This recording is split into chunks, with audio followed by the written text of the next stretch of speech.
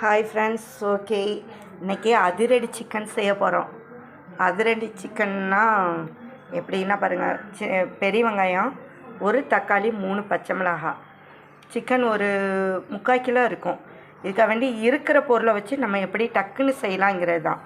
சும்மா 2 பல்லாரி, ஒரு தக்காளி கொஞ்சம் மீடியம் சைஸாக, 3 பச்சை மிளகாய், பட்டை கருவா, ஆயிலு, தேங்காய். இவ்வளோ தேங்காய் தேவையில்லை, நான் இருந்ததை காட்டுறதுக்காக வேண்டி எடுத்து வச்சுருக்கேன். தேங்காய், இதெல்லாம் முந்திரி பருப்பு, முந்திரி குருணா, இது மசாலாத்தூள். அதிரடி சிக்கன் செய்கிறது எப்படின்னு பார்த்துடலாமா? ஓகே ஃப்ரெண்ட்ஸ், சட்டி அடுப்பில் வச்சாச்சது.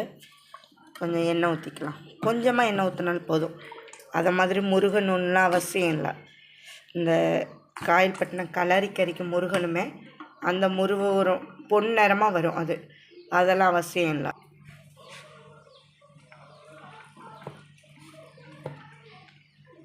கொஞ்சம் இஞ்சி பூண்டு பேஸ்ட் போட்டுக்கலாம். ஓகேயா? இஞ்சி பூண்டு பேஸ்ட்டு அந்த அளவுக்கு முருகணுன்னா தேவை கிடையாது. அது லைட்டாக அந்த ஸ்மெல் போகிறதுக்கு வேண்டி தான் முதல்ல எண்ணெயில் போடுறோம். நான் ஆல்ரெடி சிக்கனை கழுவி வச்சுருக்கிறேன். இந்த இருக்கு பாருங்கள், சிக்கன் 3/4 கிலோ நாட்டுக்கோழி அதிரடி சமையல் இன்றைக்கி. ஓகேயா? இதை நம்ம மற்ற மாதிரி எதுவும் பண்ணவே வேண்டாம். இதில் எப்படி போட்டு சிலவங்க அதிரடி சிக்கனுக்கு குக்கரில் அப்படியே வச்சு மசாலாத்தூள், இஞ்சி பூண்டு, எண்ணெய் முதற்கொண்டு மேலேயே ஊற்றிடுவாங்க. அது ஒரு ஸ்மெல் வரும். அதனால் இல்லை, மசாலாத்தூள். ஓகேயா? உப்பு, இது எனக்கு கரெக்டாக வரும். எல்லாம் போட்டாச்சா?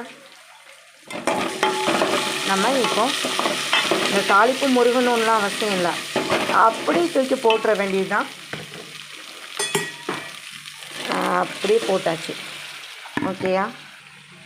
போட்டாச்சு பாருங்கள், அப்படி போட்டாச்சா? இது ஒரு 10 நிமிஷத்தில், ஏன்னா சிக்கன் வெந்துடும். நாட்டுக்கோழியில் இப்படி நீங்கள் போட்டு பாருங்கள், டக்குன்னு வேகும். ஓகே, இது போட்டாச்சு. இந்த பாத்திரத்தை லேசாக அலசி ஊற்றிக்கலாம். அப்போ தான் அந்த மசாலாத்தூள் எல்லாத்தோடையும் சேரும். லைட்டாக கிண்டி விட்டுட்டா போதும். ஓகேயா? கிண்டி விட்டுட்டு அப்படி மூடி போட்டுடலாம். லேசாக மூடி போட்டு கொதி வந்தது, தேங்காய் அரைச்சி வச்சாச்சு. அதை ஊற்றிட வேண்டியது தான். இதில் ஸ்பெஷல் என்னென்னா, நாட்டுக்கோழியில் முருங்கைக்காய் போட்டு இன்றைக்கி ஆக்குறோம். கறி தாளித்து போட்டு நல்லா கொதிச்சிருச்சுது. ஓகேயா?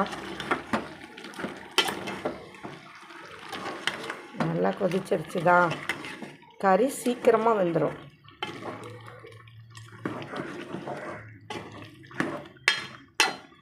நாட்டுக்கோழி குழம்பு ஃப்ரெண்ட்ஸ், வாங்க சாப்பிட்லாம்.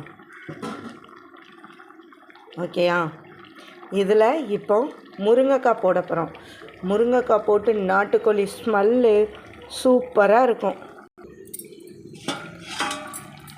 குழம்பு நல்லா வெந்துருச்சுது. இப்போ இதில் முருங்கைக்காவை போட்டுடலாம். நாட்டுக்கோழி குழம்புல இப்படி முருங்கைக்காய் போட்டு செஞ்சு பாருங்கள், சூப்பராக இருக்கும். இதுக்கு மேலே நம்ம தேங்காவை ஊற்றிடலாம். தேங்காய் ஊற்றி கொஞ்சம் தண்ணி ஊற்றி, தேங்காய் ஊற்றி கொஞ்சம் தண்ணி ஊற்றிக்கிறோம். தண்ணி ஊற்றிட்டு அப்படி கிண்டி விட்டு, முருங்கைக்காய் மேட்டாப்பில் தான் இருக்கணும். உள்ளே போனால் கறி வேகிறதுக்குள்ளே முருங்கைக்காய் குச்சி தான் கிடைக்கும். அதனால் முருங்கைக்காய் இப்படி மேட்டாப்பில் வச்சு அப்படி வேக விட்டுறலாம். ஓகேயா? குழம்பு சூப்பராக ரெடி ஆகிடுச்சது. இன்னும் கொஞ்சம் கொதி வந்ததுன்னா போதும். அப்படி மேலே எண்ணெய்லாம் விட்டு வந்துடும். சாப்பிட்றதுக்கு ரெடினா எங்கள் வீட்டுக்கு வாங்க, எப்போனாலும் சாப்பிட வாங்க.